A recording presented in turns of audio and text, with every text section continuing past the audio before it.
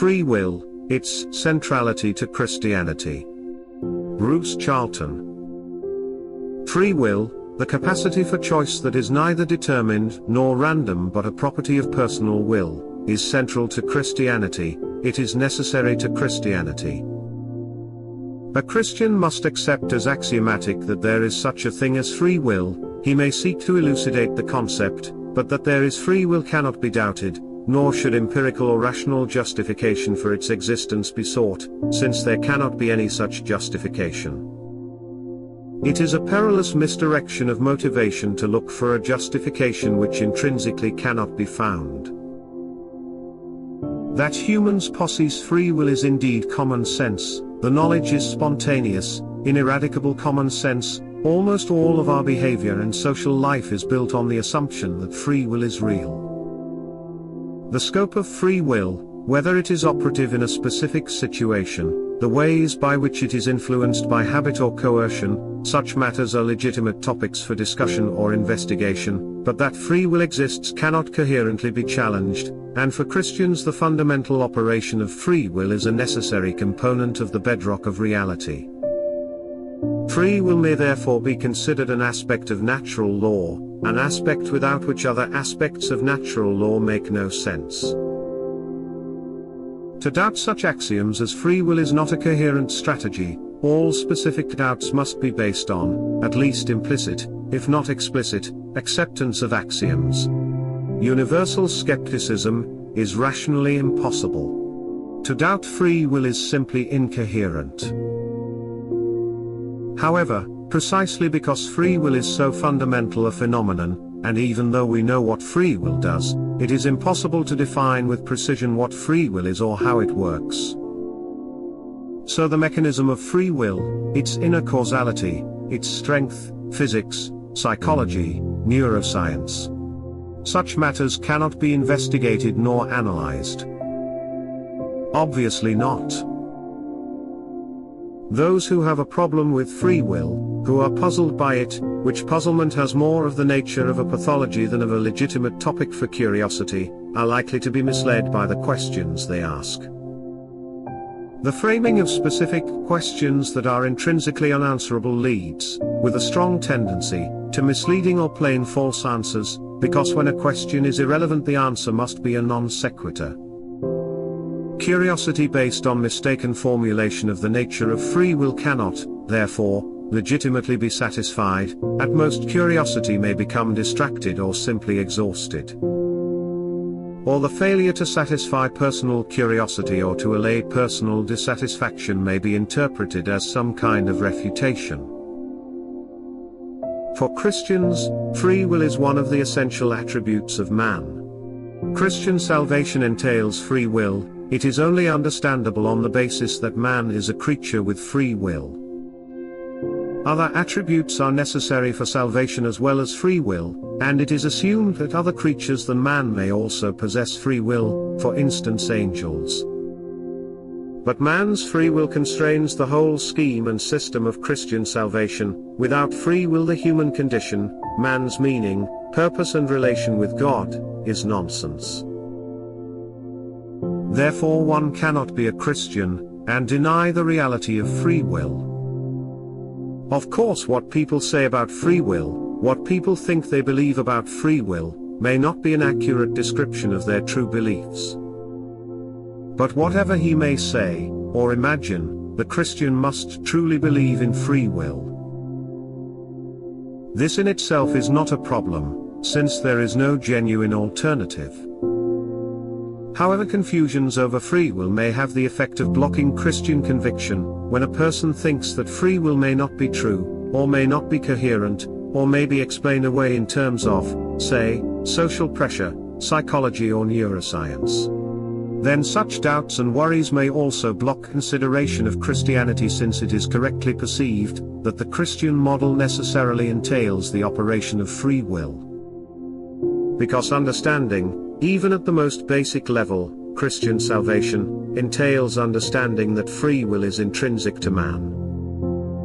Free will is not an optional extra or added bonus, but intrinsic to humanity and to individual destiny. Reality only makes sense in terms of free will. Why then does free will strike so many modern people as so vague and elusive and doubtful a concept? The answer is that this is precisely what happens when humans try to deny the validity of their built-in nature and knowledge, when humans challenge, subvert and invert natural law. When humans try to pursue a strategy of skepticism. What results is not a deeper and more secure understanding, but no understanding at all, mere error and confusion, and if the skepticism is not recognized as a snare, then this state of error and confusion may be permanent. A culture like ours, which encourages, and indeed enforces, the systematic denial of all forms of natural law, will therefore permanently be unable to perceive or engage with reality. To challenge, debate and investigate the reality of free will as if it were a mere hypothesis is therefore a one-way door to nihilism, to implicit denial of the reality of the real. The function of free will. Bruce Charlton. A comment from William James Tykanevich stimulated what seems the clarifying insight that the solution to perplexity over free will is to understand the function of free will. It is what free will does that is vital, not trying to understand what it is, or how it works. The essence of free will is that, although it is a natural, spontaneous and commonsensical understanding, free will is a theological concept. Therefore, if we do not accept common sense, and try to elucidate the nature of free will in an atheist, non-transcendental, secular context, then confusion and error are inevitable. Because if we do not know, or deny, the function of free will, we cannot ever grasp what it is. How could we understand the eye if we did not know it was for seeing? Or rather, if we denied that vision was a possibility? Aquinas, apparently, said that free will was given to man by God. Free will is not something found in most of the universe but was specifically given by God to man, plus or minus other creatures, such as angels. Free will is a defining feature of what it is to be human. Implicitly, free will was made a property of humans in order that man may become the kind of creature God intends. A creature that may, but is not compelled to, choose salvation. The fact that the rest of the perceived universe seems to be either determined or random is irrelevant. Free will is a divine gift. God makes it work in whatever way it does work. And however free will does work, it is not the same way that other things work that we come across in the world. But how free will works is not necessary to know. What we need to know is that we have it, and we use it to make choices, but to make the choices rightly we must accept that free will exists and that its use matters. The reason we have free will is made clear in any true account of Christian salvation. Humans have free will so that we may choose rightly. The right choice must be chosen. These choices can be dramatic, or they can be, and necessarily are, mundane. Most people make these choices very frequently and unavoidably. They are the core business of human life, the choices that, could be said to, move us either towards heaven or towards hell, salvation or damnation, the good or the anti-good, truth or lies, beauty or ugliness, virtue or sin. These choices are happening. It is a further matter of choice whether we acknowledge the fact.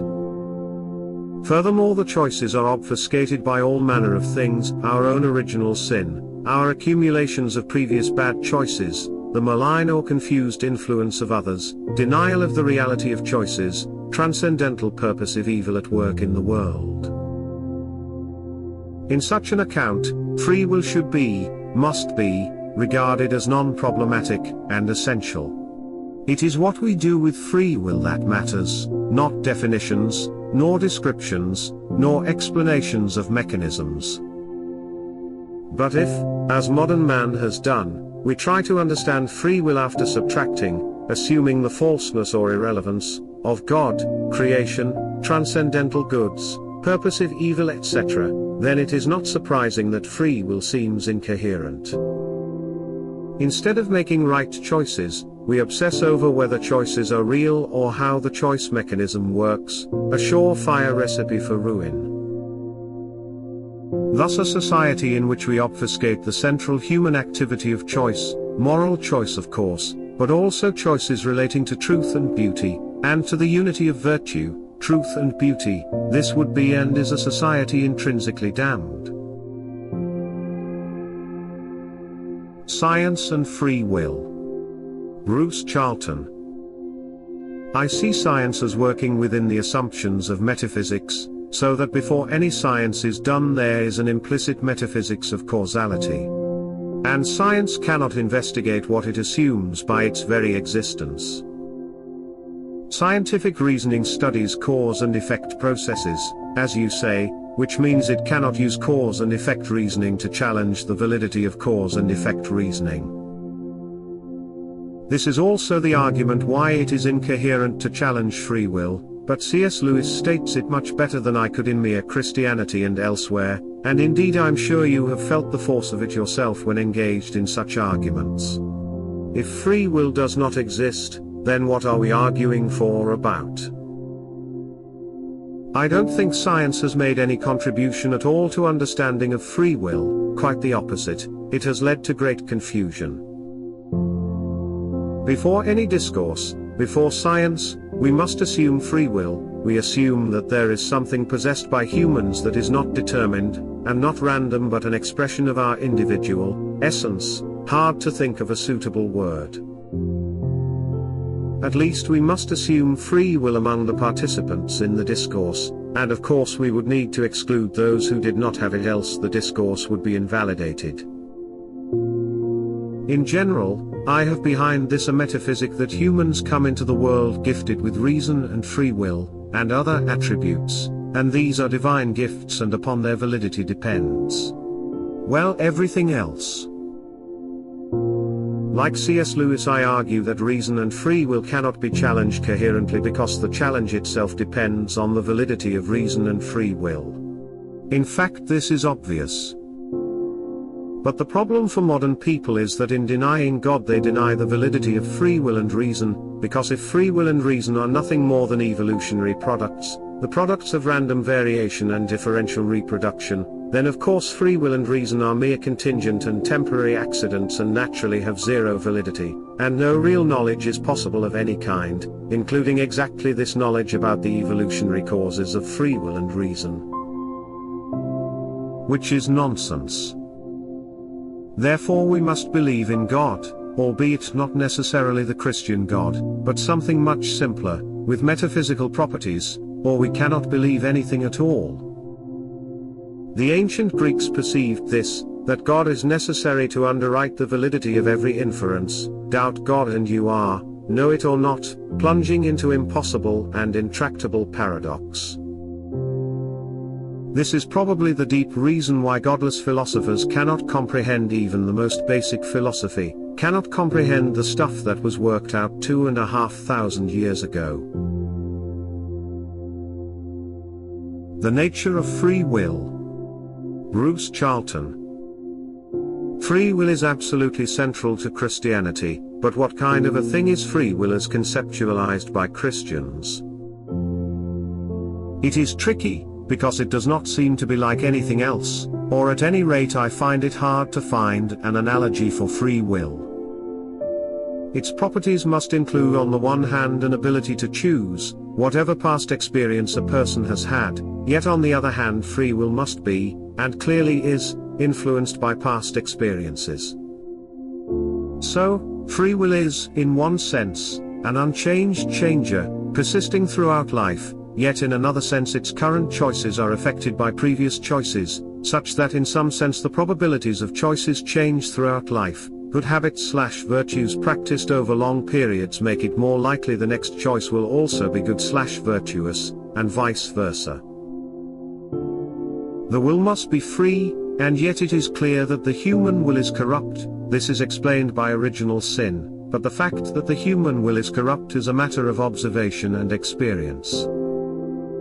Human have free will, yet will almost always choose wrong, and we are, indeed, helpless to do otherwise, which is why we cannot save ourselves but must have a Savior.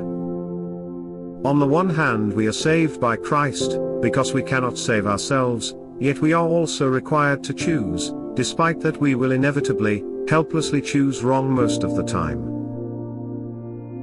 How to make sense of this? I think only by assuming that our free will works about other people but not ourselves. Our choices can save others but not ourselves. And the primary choice is to love, not hate others, to be loving and humble, not prideful towards God. I think this is pretty much all that most people, nearly everybody, can do with free will. And I think this is what is implied by the two main commandments from Matthew 22 as interpreted in the Book of Common Prayer. Jesus said unto him, Thou shalt love the Lord thy God with all thy heart, and with all thy soul, and with all thy mind. This is the first and great commandment. 39 And the second is like unto it, Thou shalt love thy neighbor as thyself. On these two commandments hang all the law and the prophets. This would mean that the main function of life on earth is to love first God, then neighbor, but that it is the loving of neighbor which requires mortal life on earth, and therefore is the primary function of free will. Most people cannot live by the law, cannot reform themselves or even their external lives, but what they must will is described in these two commandments. And love of neighbor is a matter of will, not action. Action is constrained, will is not. And it is never too late, and we are always free to do this, and nothing whatsoever, either internal or external, stops us doing this, and no amount of experience or habit matters. It can be overturned in the blink of an eye. Love of neighbor is the proper domain of free will. Thus we can, by our love for them, save others, but not ourselves. Because there is no God, then I'm not responsible. Right? Bruce Charlton. Something I think I perceive widely throughout society, and used to feel myself when an atheist, and still it comes back at times, is that 1. Because there is no God, who knows everything, then 2. Life is a matter of impressions, hype and spin. There is nothing deeper than the impression I make on others, and upon myself. Therefore, 3. If I do anything bad, then it is not really bad if other people don't know about it, and 4. If I don't know about it, then I cannot be blamed for it.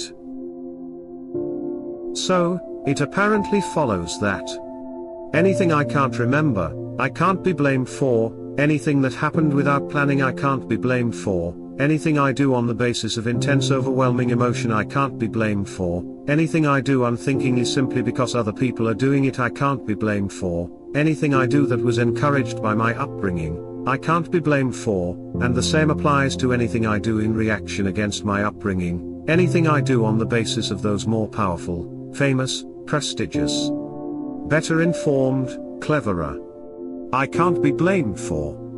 And so on.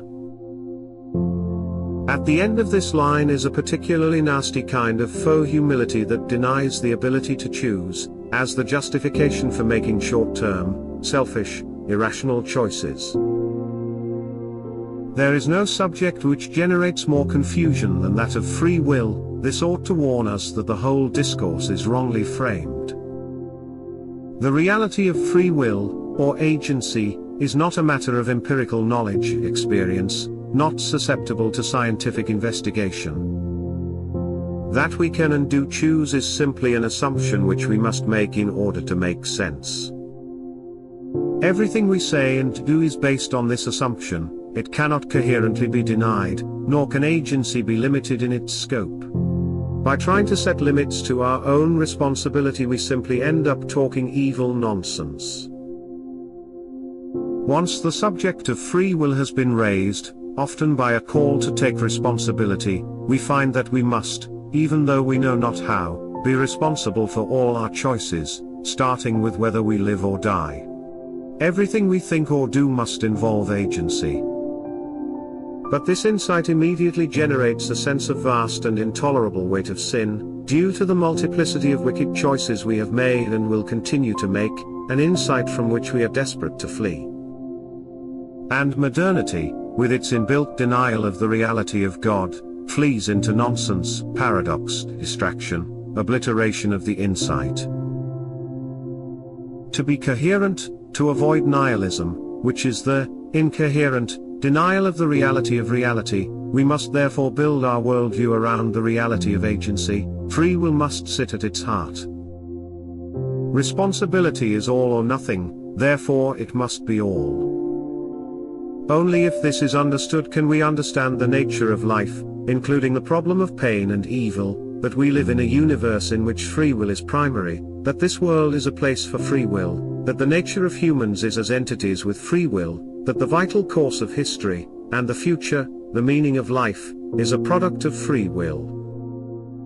We need to understand that the only coherent way to frame the problem of responsibility is directed towards an awareness of life, as a field for the operation of free will. The core, essential, real history of things, whether we know the details, or not, is the consequence of agencies. Free will and sleep, and psychosis, dementia, damage. Bruce Charlton. Do we have agency, free will, during sleep, during dreaming? If agency is real, then the answer must be yes, because if we say no, then the implication is that humans only have free will under what may be exceptional circumstances of health, alertness and at certain ages. If we were to say that free will is absent during dreams, then we would have to say that it was absent during delirious states and during psychosis, schizophrenia, mania, psychotic depression, and also during dementia, and epilepsy, and some forms of brain damage. And then we would have to recognize that similar conditions apply to children, and many of the elderly, and to people with mental handicap, and indeed to almost any human being for much of each day. So we end up with a concept of free will being regarded as something that is an exceptional state enjoyed only by exceptional people, and that at other times human choice is unfree but merely a product of circumstances and contingencies. And this view is incompatible with Christianity. The above is to equate free will with strict and legalistic ideas of mental competence, rather akin to the legal concepts of fitness to plead and responsibility.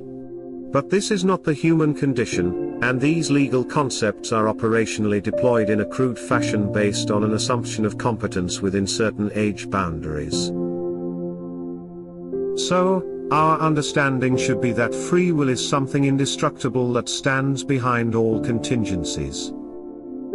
Free will is eternal and always and necessarily operative, regardless of the choices and possibilities of action, such that the brain-damaged person in a coma who is shut in without movement or sensation is nonetheless assumed to have free will for as long as they are alive. They are not just able to make choices among their mental contents, but necessarily will make choices among their mental contents. Free will cannot be switched off. Since salvation depends on these choices, and since such choices may be disconnected from perceptible action, we can understand how it is intrinsically impossible for us to judge others in relation to salvation, because we can only perceive another person's actions, and indirectly infer their freely willed choices from these actions. Yet of course the soul which chooses must be, is, in some way connected with the mind and body which enacts, or fails to enact, choices. Therefore we can ask, what is the nature of this connection? How may we conceptualize the connection between the soul which has free will, and the mind and body which are subject to circumstance? I think one answer is the concept of empathy. The soul has empathy for the mind and body, a sympathetic resonance with the happiness and sufferings of mind and body, such that the soul feels what they feel. Again, the analogy of the parent can do the necessary work. A good father or mother will feel the pleasures and pains of their children, by empathy. Somewhat likewise, the soul is connected to the mind and body by a necessary and unavoidable empathic identification, while it retains agency under any circumstance. Yet the soul's agency, while eternal, is affected by mind and body. Because empathy is necessary, the soul is changed by its own choices. There are consequences to the soul from its previous choices. Thus free will is always, but that which freely chooses is changed by its choices. Therefore, without outside intervention, the soul will corrupt itself even after a single initial wrong choice, since the consequence of even a single wrong choice will necessarily damage and corrupt the soul to a significant degree, and make that soul significantly less good and more likely to make another bad choice. The process is cumulative, and the result may be a soul practically incapable of making a good choice even while wholly retaining agency and free will. We may perhaps directly perceive this process in ourselves, but only indirectly, by inference, in others. Accepted limits on what God can do. Man's free will needs to be one of them. Bruce Charlton. I think all Christians agree that 1. God cannot do evil, his nature is to be good, this is a good God. 2. God cannot do anything illogical, self-contradicting. So all Christians have a concept of God that is somewhat bounded, somewhat limited, and this applies even to the God of classical theology, who is conceived as almighty, omnipotent, all-knowing and present in all places. What is relatively neglected, and in a way which may be harmful, is that God is also limited by free will. He cannot violate human free will. Humans are autonomous agents of will, centers of choice. God awaits the result of man's free will. God can plan up to that point, and from that point, and mobilizes incomprehensible and effectively infinite power up to and beyond that point, but man's free will stands apart from this. The whole plan of salvation, the sacred history of Scripture, is predicated on this, on the fact that men must choose, that their choice is real, and only because men can choose, and because their choices are real, is it just for the consequences of these choices to be treated as good or evil, virtuous or sinful.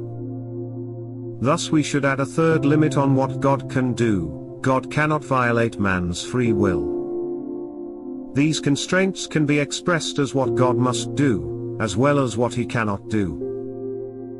1. God must be good. 2. God must be rational. 3. God must work with man's free will, must take account of the consequences of man's agency. This fact of man's agency and free will is treated as theologically controversial, and indeed it may be theologically difficult to explain, but it needs to be accepted up front and explicitly that what we are doing in life is the real thing, that our reflections and decisions are truly and ultimately our own, that we are responsible, awesomely responsible, for our lives. Now decide. Understanding free will.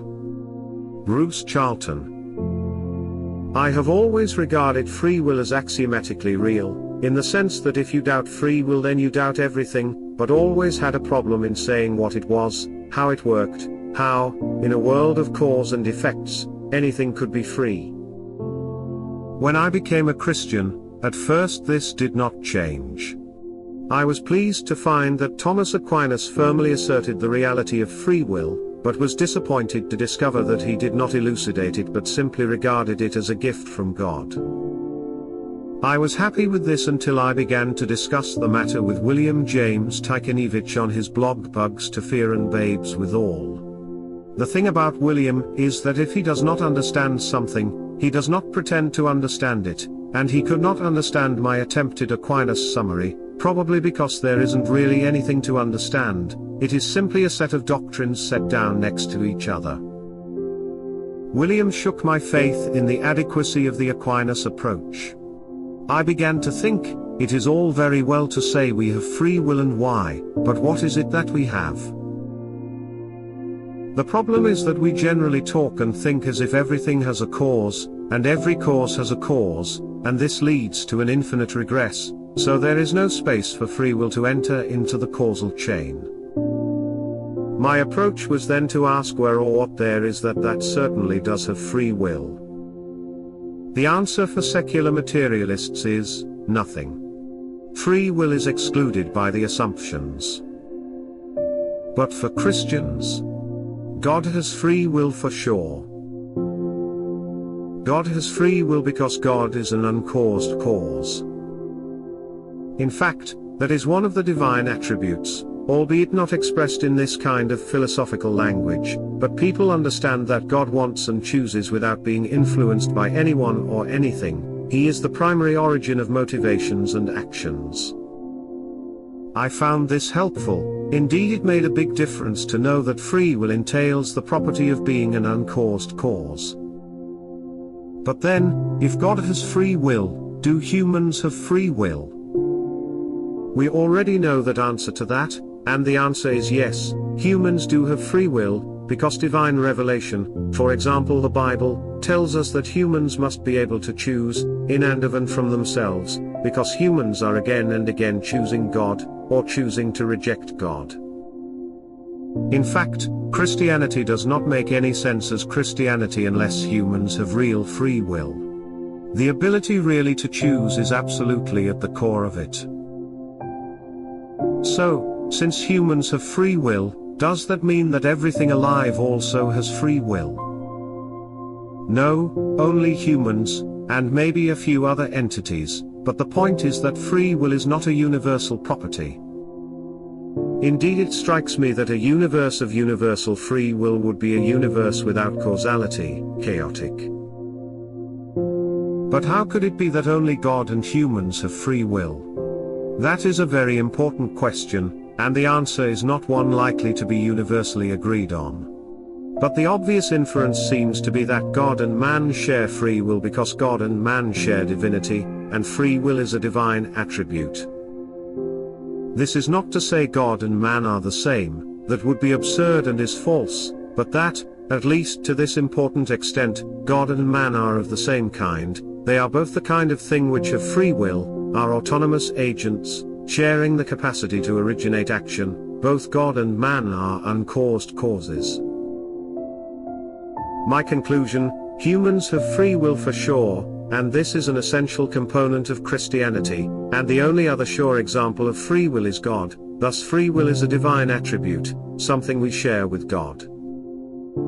And this implies that humans, even as they are in mortal earthly life and in sin, are divine beings, since only divine beings are autonomous agents. For Aquinas, the need for an uncaused cause, and unmoved mover, is one of the strongest arguments for a God. Does this analysis make a difference? To me it certainly does. I now feel I know what kind of thing free will is, what essential properties it has and what it means. This description also clarifies why secular materialism, mainstream modern culture, cannot talk sense about free will, because they deny the divine, and without the divine there can be no uncaused causes and no space for free will, merely an infinite regress of causation. It also clarifies that any Christians who deny free will, and the autonomy of human agency, are, to that extent, wrong. And it is also wrong to overemphasize the earthly and sinful nature of man when the reality is that we are mixed beings who contain this divine attribute of free will, and, since this is a divine attribute, not a mortal contingency, this is true no matter how depraved we are. In other words, getting a clearer understanding of free will has led to a clearer understanding of much else. It has turned out to be a very important breakthrough indeed. Thanks to the stubborn refusal of William to acknowledge that my previous mode of understanding was adequate. The Socratic method, perhaps. Aysmmetrical arguments, the rhetoric of evil and modernity, and the example of free will. Bruce Charlton. A false assertion of symmetry is a characteristic rhetorical device of secular modernity. It works by pretending that two sides of any argument or debate are symmetrical alternatives, either implying one thing or another alternative thing. Symmetry may be a reality in some discussions, such as when comparing Judaism and Christianity, or the Big Bang and steady-state theories from physics. But very often a disagreement is between a positive statement and its negation, and this situation is not symmetrical. So, to consider good and evil. Evil is not an alternative positive program to that of good. Evil is, merely, the destruction of good. Evil is anti-good. The two sides are not symmetrical. The political left versus right is not symmetrical, because the left is not a political blueprint. In the West it is, merely, opposition to Christianity and traditional society. Of course the left used to have various blueprints, however we now see that they were just tactical assault weapons, and were discarded before they came anywhere near any danger of being implemented. The old left defined itself as being in favor of the dictatorship of the proletariat, but the modern left ignores, loathes, and tries to destroy the people it used to call the proletariat and claimed to love. We now see that the left was lying. We now see the left is and always truly was a moving target, a fluid and evolving spirit of opposition and destruction.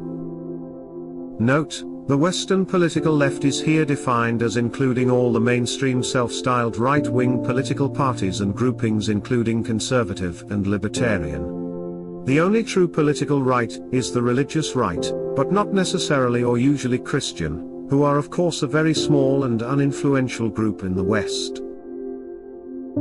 And rejection of free will is simply that, a rejection of free will, a negative doctrine. A denial of free will cannot be refuted, because there is nothing to refute. The argument against free will is simply a set of challenges to the reality of free will, a set of various assertions that if X, or Y, or Z is a true and sufficient, complete, explanation of reality, then, logically, free will cannot exist. The rejection of free will provides no alternative proposal of what is reality, merely consisting of a set of attacks on free will. And the potential number of attacks on free will is unbounded, and so the process of attacking free will need never end. Just as the number of criticisms of Christianity, or of existing society, is unbounded, so the left can never, in this sense, be refuted. It has no fixed positive program that could be refuted. The left is simply the process of subversion, destruction, inversion, of whatever is, using an unbounded range of justifications: injustice, inequality, inefficiency, retribution, compassion, imperfection. There will always be grounds for criticizing anything, and due to limits of human understanding and expression, intelligence and attention, this applies to truth as much as to error, since any actually existing expression of truth will be deficient or insecure if placed under a microscope. Free will is, obviously, true, but any actually expression of it is deficient and criticizable. If it is a short description, it will be partial and hard to contextualize, but if the description is long, it will contain insecure logical links and be prone to human inattention and defective memory. Always, descriptions are constrained, on both sides, by human limitations. But the fact that something, anything, can be criticized for incompleteness, ambiguity, imprecision, possibly wrong assumptions and the rest of it, is trivial. Such criticism is trivial, or worse, in science, where it is indeed a typical strategy of anti-science, micro-methodological rigor pretending at truth-seeking but unilaterally applied to reject something you don't want to believe. And micro-criticism of defective statements is also trivial. It is fake profundity, dishonest rhetoric, it is dangerously unserious, in theology, metaphysics and philosophy. After we came out of the church, we stood talking for some time together of Bishop Berkeley's ingenious sophistry to prove the non-existence of matter, and that everything in the universe is merely ideal. I observed, that though we are satisfied his doctrine is not true, it is impossible to refute it. I never shall forget the alacrity with which Johnson answered, striking his foot with mighty force against a large stone, till he rebounded from it. I refute it thus. From James Boswell's Life of Samuel Johnson. Samuel Johnson was expressing impatience, and indeed anger, at the dangerous, seductive unseriousness of this kind of conversation. Johnson's was a proper response to arguments against the reality of free will. Summary of the Metaphysics of Free Will. Bruce Charlton. I have written quite often about free will on this blog. The reason why I myself, find it hard to grasp this subject is that it is metaphysical, not scientific, i.e. it is about our assumptions concerning reality, not about our investigations of reality.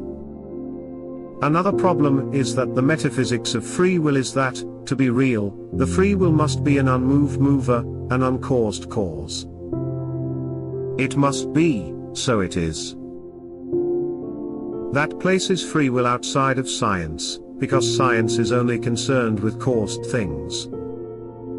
This means that science is necessarily incomplete, since there must be uncaused causes, or else we have infinite regress in A caused B caused C caused D forever, and a situation which nothing could happen. This was pointed out centuries ago by Aquinas.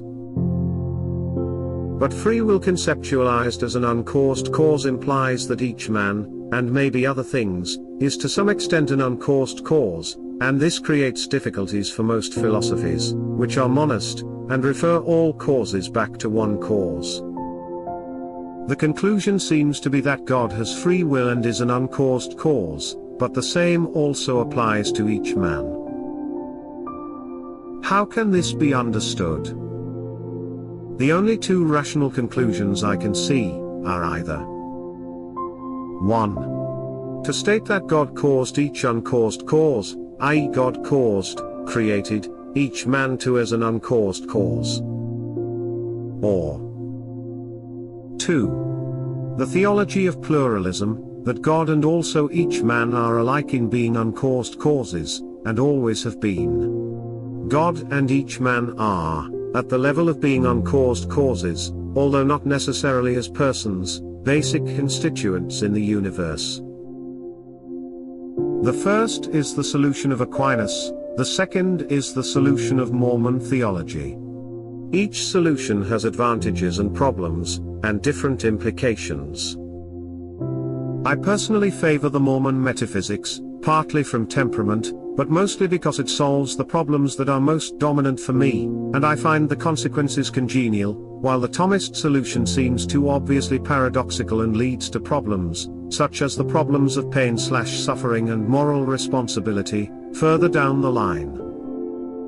But both solutions are viable in some ways, unsatisfactory in others, and both are much preferable to the upfront, in-your-face nihilistic incoherence of denying the reality of free will. Could science detect free will? Bruce Charlton. Could science detect free will? No. There are many ways to explain this, but one way is to start from the fact that free will entails an uncaused cause, or unmoved mover, something which leads to action or behavior that is not simply caused by what went before. Could science discover such an entity? Could science detect an uncaused cause? No. Because science assumes that all effects do have causes, and assumes therefore that any apparently uncaused action is actually an effect with unknown cause/s. And, in actual practice, none of science is able to be absolutely adequate in terms of ascribing causes to the effects it observed. What usually happens is that an approximate, statistical, reasonably precise, association is taken to be sufficient to ascribe causation. What never happens, because it is excluded by assumption, is that the inevitably imprecise and incomplete nature of scientific evidence is ascribed to an uncaused cause, to free will. From the perspective of science, free will is just a trumped-up god of the gaps. Any gap between prediction and observation is put down to unknown causes, lack of evidence, incomplete understanding, never to free will. Hence, science never can discover free will, because to science free will just looks like further research is necessary. Notes on Free Will, or Agency, God and Creation. Bruce Charlton. There are so many incoherent ideas about and explanations of free will, and yet its reality is so vitally important, that this is something that almost everybody needs to sort out for themselves, assuming that they cannot ignore the explanations. For Christians, free will is at the heart of the religion, and indeed when, as has quite often happened, Christians neglect the matter of free will, then the whole nature and practice of the religion gravitates into something quite unchristian. Indeed, when free will is taken out of Christianity, we get something approximating to Islam, in which obedience to God's will becomes the central virtue. Nonetheless, taking free will seriously, as I think we must, takes us to places a long way from mainstream Christianity. 1. Free will is about thinking, not about actions.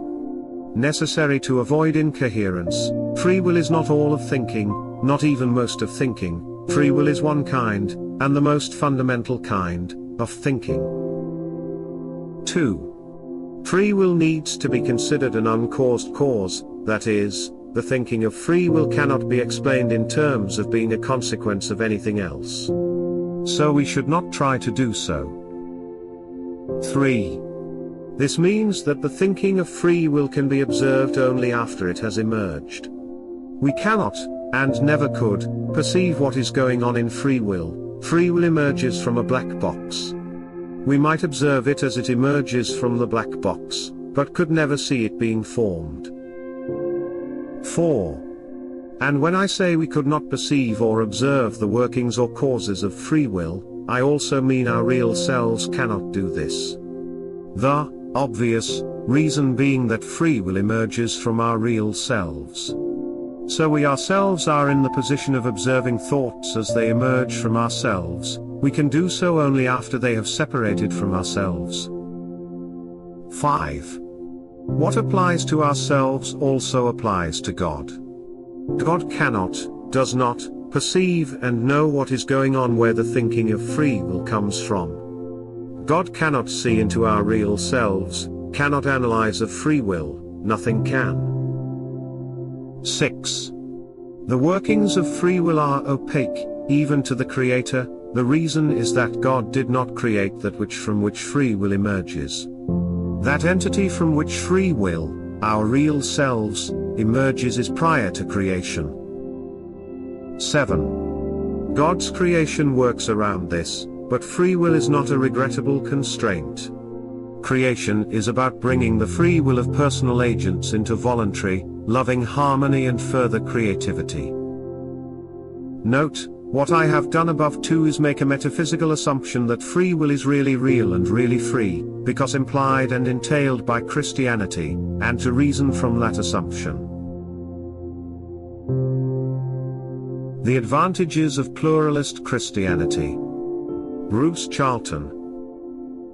I used to write a fair bit about pluralism, but have not done so recently. I continue to regard it as absolutely vital to my Christian thinking. Yet nearly all Christians, who expressed a preference, seem to have regarded themselves as monists, that is, they assume that originally there is just one thing and that is God, and everything that exists comes from God, and everything is, therefore, ultimately part of God. This assumption creates terrible, I would say insoluble, problems of contradiction for Christians particularly, because it is vital for Christians to be able to explain evil and free will, but monism leaves no space for these. The problem of evil is simple and obvious. If God is everything and made everything, then he must have made evil things too, yet the Christian God is known to be wholly good. But where does the evil in this world come from if God is wholly good? If everything is God, and God is good, there cannot be any real evil. Most monist Christians usually end up asserting exactly this, that there is no real evil, that evil is just a temporary or illusory appearance of good, and everything that is, or that happens, is ultimately good. However, while such a view is coherent for a Hindu or Buddhist, it is not compatible with being a Christian, where evil needs to be real. Thus the problem of trying to be monist and Christian is the problem of trying to explain what real evil is, without violating the assumption that God made/is everything. In a nutshell, if you really want to be explain why evil is real, you need to be a pluralist. The free will, human agency, problem is similar in form, but the problem comes from the fact that Christianity, but not all other religions, is based on love of God, and Jesus Christ, and that love must be freely chosen, or else it is not love. Indeed, each Christian must be able to choose to become a Christian, to follow Jesus by a genuine act of agency. To put it the other way around, it is not possible, is not coherent, to be able to compel somebody to really be a real Christian. So free will is essential to Christianity, which means we need to be able to explain where free will comes from. Yet the monist has assumed that everything comes from God, and is God everything? Where could free will come from if everything comes from God? How can a total system create something like free will that is supposed to be independent of its creator? There is no basis for free will in monism, because it is already assumed that every possible basis has been made by God. If God is everything, where is free will, to choose or reject God, to love God or not, supposed to come from?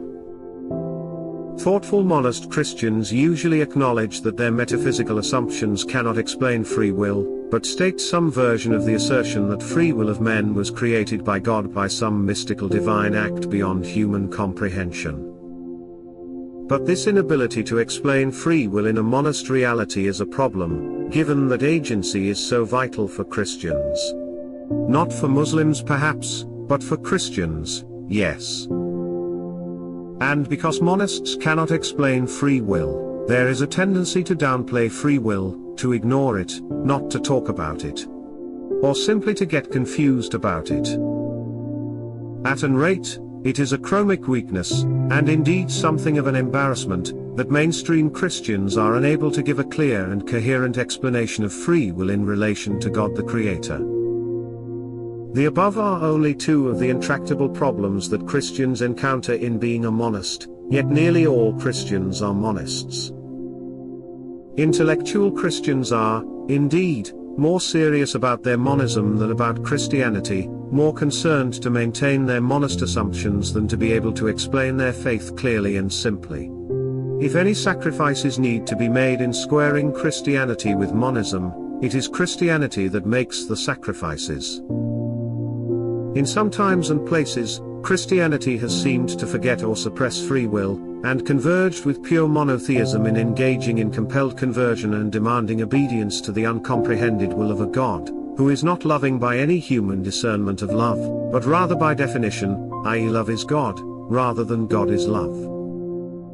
This has been a problem since very early in the Christian Church, and has remained so. The strange thing is that it seems likely that all humans begin as pluralists when explaining the world, and the Bible, including the Gospels, makes the easiest common sense when read from a pluralist perspective. Yet nearly all the Christian denominations and churches insist on monism as an article of faith, sustaining this ancient and intractable problem and confusion. Mormons are the major exception, since Joseph Smith discovered pluralism as a principle of Christian theology, and it was in Mormon theology, as well as the philosophy of William James, that I discovered explicit pluralism and realized it worked much better than monism in explaining those things that most need to be explained for a Christian. Or, to put matters more accurately, the problem is monism more obviously than the solution is pluralism. Monism is an alien philosophy wrongly applied to Christianity, and, unsurprisingly, therefore it creates all sorts of insoluble difficulties. However, monism will not be abandoned until there is an alternative, and almost nobody knows that there is indeed an alternative. That is the role of explicit pluralism. Yet of those who know this alternative, extremely few bother to make the intellectual effort to understand things differently, to think them through, despite that it is so easy to do so, literally child's play. How does free will work? The divine self and the conscious self. Bruce Charlton. In brief, I will describe how there are two elements to free will. 1. The creative power of the primordial divine self. We are all beings who have existed from eternity. And as beings we have the capability to originate thought. Therefore, we are not merely passive and reactive, but can generate thought from ourselves. 2. The directive power of the conscious self. For there to be free will, more is required, and that extra was provided by God when He created us, that is, when He made us into children of God, sons of God. What God provided was the conscious self, which has the ability to direct the attention of the divine self. It is the divine self that enables us to originate thought, independent of external causes. The divine self is what makes each being, and each man, an uncaused case. But in our primordial situation, before God created us, this originative thought was passively responsive to whatever external situation we were in. We would have been able to think, to originate uncaused thoughts, but we had no control over what it was that we thought. There could therefore be no free will primordially, because there was no control over the originative properties of the divine self. Free will was made possible by God's creation of men. When the conscious self is added to the divine self, free will becomes possible, because the conscious self can point the divine self at one thing or another. The conscious self could also be termed our will. In other words, we can consciously will our divine self to attend to what we are observing, making, reading, doing, or whatever it may be. When this happens, we are able to choose where to deploy our divine creativity. The conscious self cannot control what comes out of our divine self. Because nothing can control the divine self is the basis and reality of our ultimate freedom, autonomy, our capacity to create from ourselves. But we can consciously control the subject matter attended to by our divine self. We can therefore choose what the divine self deploys itself upon. So, conscious will can direct our divine self, and that is why we need to be conscious in order to be free. If the conscious self was not present, or not actually conscious, then the divine self only responds to whatever external circumstance is present to it. But with consciousness, potentially we can voluntarily influence what we think about. And that is how free will works, what free will does, and why it is important for man to become more conscious. Because consciousness is what enables freedom, and freedom is what enables us to choose to accept Jesus Christ's gift of eternal resurrected life.